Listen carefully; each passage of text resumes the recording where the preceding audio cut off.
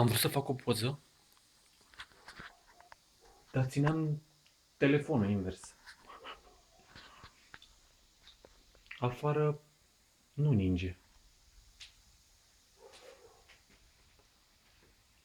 Dar aici ninge. Dar las că zăpada e bună.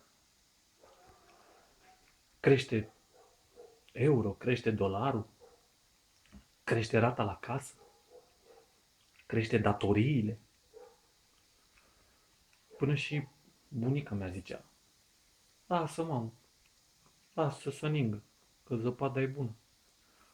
Crește euro, crește dolarul, crește rata la casă, crește datoriile. Mă înțelegi, nu? Păcat. Și ce-o fraier.